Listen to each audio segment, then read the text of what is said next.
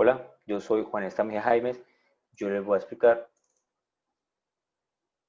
el movimiento relativo. Movimiento relativo. El movimiento siempre es un concepto relativo porque debe referirse a un sistema de referencia o sistema referencial particular escogido por el observador. ¿Eso qué quiere decir?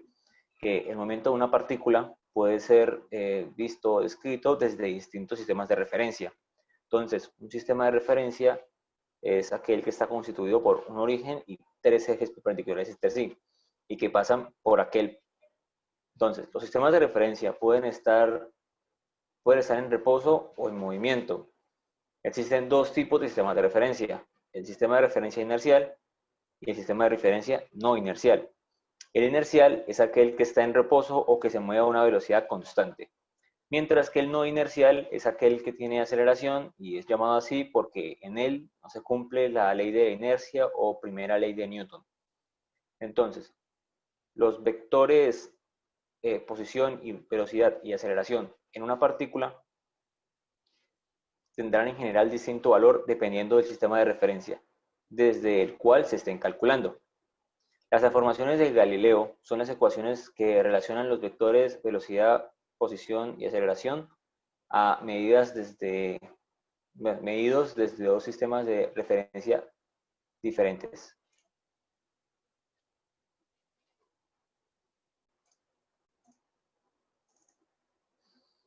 Bueno, hay dos ejemplos que se pueden dar con estos movimientos. Está el movimiento relativo uniforme y el movimiento relativo pues, uniformemente acelerado. Entonces, el movimiento relativo uniforme, los dos sistemas de referencias, junto con los vectores unitarios que definen los sentidos positivos de sus ejes. Pueden obtenerse vector posición y derivando de ese vector se puede obtener el vector velocidad, que luego, derivando el vector velocidad, puede obtenerse el vector aceleración. En este caso, desde todos los sistemas de referencia inerciales, se va a medir la misma aceleración. En el otro caso, que es el movimiento relativo uniformemente acelerado, tenemos una aceleración constante en este caso. Este caso va a ser casi lo mismo, porque pues tenemos el vector posición, que pues derivando nos va a dar el vector velocidad, que pues derivando nos va a dar el vector aceleración. Pero en este caso, las aceleraciones medidas por ambos sistemas no van a coincidir. Muchas gracias. Hola, mi nombre es Hannes Ferlaizo Gamoso Jiménez y por medio de un ejemplo muy sencillo voy a explicar lo que es el movimiento relativo. Bueno, como se puede observar en esta imagen, tenemos tres observadores o tres vehículos, como lo quieran tomar. El vehículo C, que es el que está en reposo, no tiene velocidad cero. Ese vehículo observa que el vehículo A tiene una velocidad de 30 kilómetros por hora y el vehículo B tiene una velocidad de 55 kilómetros por hora. Y las fórmulas que vemos en la derecha explican la velocidad de un objeto respecto a un observador en movimiento. Es decir, la primera es la velocidad del carro A respecto a la velocidad del carro B, o sea, al restar la velocidad del carro A menos la velocidad del carro B. Y la segunda fórmula sería la velocidad del carro A respecto a la velocidad del carro C.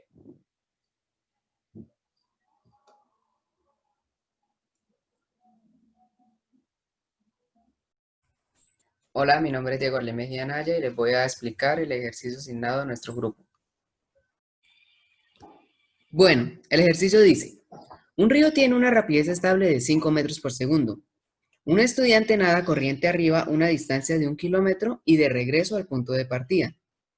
Si el estudiante puede nadar con una rapidez de 1,2 metros por segundo en aguas tranquilas, ¿cuánto tarda el viaje? Compare esta respuesta con el intervalo de tiempo requerido para el viaje si el agua estuviese tranquila. Entonces, para este ejercicio vamos a tener en cuenta dos cosas. Primero, que se va a tener en cuenta cuando el estudiante va en contra de la rapidez del río y a favor de esta. Y también que la aceleración la conocemos y es cero. ¿Por qué es cero? Porque nos dicen que tanto la rapidez del río como la del estudiante son estables. Entonces, ¿qué significa esto? Cuando son estables las rapidez, o sea, la magnitud de la velocidad, la aceleración es cero. Sabiendo que la aceleración es cero, vamos a encontrar la velocidad. La velocidad que va a ser la antiderivada de la aceleración. Entonces va a ser una constante, llamémosla constante 1, ¿sí? Porque al derivar la constante 1 va a dar 0. Cualquier constante, si se deriva, da 0. Entonces, vamos a hablar cuando el estudiante va en contra del río, ¿sí? Entonces, la constante 1 va a ser igual a, estamos hablando de velocidad, entonces va a ser la del niño, pero como va en contra del río va a ser menos la velocidad del río, que es 5. Entonces sabemos, haciendo la operación, que la constante 1 va a ser igual a 0,7. Ya tenemos eso, que es la velocidad, pero necesitamos hallar una función que va a ser x de t, que dependa, como el nombre dice, del tiempo, que va a ser con la posición. Y sabemos que la posición es la antiderivada de la velocidad. Y ya tenemos la velocidad, que es 0,7. Entonces, la posición va a ser 0,7 por el tiempo, que es lo que vamos a depender. ¿Sí? Al derivar 0,7t, nos va a dar 0,7. Listo, tenemos esto. Ya podemos saber cuál es el tiempo, que es lo que nos interesa, del niño cuando va en contra de la rapidez del río. ¿Por qué? Porque nos dicen que la distancia es de 1 kilómetro de lo que él recorre. Entonces, R, ya sabemos, entonces es 1000 metros, que va a ser igual a 0,7 por t. ¿Sí? Despejando, para que quede t, entonces pasamos el 0,7 a dividir y nos va a quedar 1000 dividido en 0,7. ¿Y eso es igual a qué? Al tiempo. Haciendo la operación, nos da que esto es igual a 1428,57 segundos. Este es el tiempo cuando va en contra de la rapidez del río. Ahora necesitamos saber cuándo va a favor. Entonces va a ser lo mismo. La aceleración va a ser 0. Entonces necesitamos hallar otra constante, llamémosla constante 2, que va a ser igual a ¿qué? Entonces, como va a favor del río, el río lo ayuda, ¿sí? Como que le va a dar más velocidad. Entonces va a ser la misma rapidez del niño, pero más la rapidez del río. Entonces, la constante 2 va a ser igual a 1,7. ¿Y ahora qué hacemos? Lo mismo que la vez pasada. Entonces, R sabemos que es igual a la velocidad, que acá nos dio 1,7, por el tiempo. Entonces, de vuelta también va a ser 1 kilómetro. Entonces va a ser 1000 metros dividido, despejamos inmediatamente 1,7. Y este va a ser igual al tiempo. Y 1000 dividido en 1,7 nos da 588, perdón, 24 segundos. Listo, este es el tiempo que el estudiante necesita para regresar. Pero entonces necesitamos hallar el tiempo de ida y de vuelta. Pues fácil, solamente habrá que sumar estos dos valores del tiempo. Entonces, llamemos tiempo total. Es igual, sumando 1428,57 más 558,24, nos da un resultado de 2016,81 segundos. Listo. Que es lo mismo que, para que se vea mejor, ay, perdón, que 33 minutos con 37 segundos, aproximadamente. Listo. Esto era lo que nos preguntaban. ¿Cuánto tarda el viaje? Este va a ser el resultado. Pero también nos preguntan, compara esta respuesta con el intervalo de tiempo requerido para el viaje si el agua estuviese tranquila. ¿Qué significa que estuviese tranquila? Que la rapidez aquí no tendría valor alguno, tendría 0, porque está tranquila. Entonces solamente afectaría la rapidez del niño, del estudiante. Entonces vamos a hacer lo mismo, pero llamémosla, ¿sabe? La aceleración va a ser lo mismo, entonces vamos a hallar una constante que va a ser la velocidad. Pero aquí, ¿qué pasa? Constante 3. La constante 3 va a ser solamente la velocidad del niño, del estudiante, claro, porque es la única que afecta. Entonces, hacemos lo mismo que la vez pasada. R, que es posición, es igual a 1,2 por el tiempo. Despejamos, que va a ser 1000 dividido en 1,2, 1,2 es igual al tiempo. Claro, aquí lo estoy haciendo como la vez pasada, pero solamente aquí estaríamos encontrando cuando se va cuando va solamente la mitad del recorrido. Necesitamos saber cuándo se devuelve. Entonces, ¿qué hacemos? Pues simplemente multipliquemos por 2 este resultado, porque siempre va a dar lo mismo la velocidad. ¿Sí entiende? Entonces, como multiplico por 2, es el doble, claro. Y va a ser el tiempo total cuando el agua esté tranquila. Eso nos da 1666,67 segundos.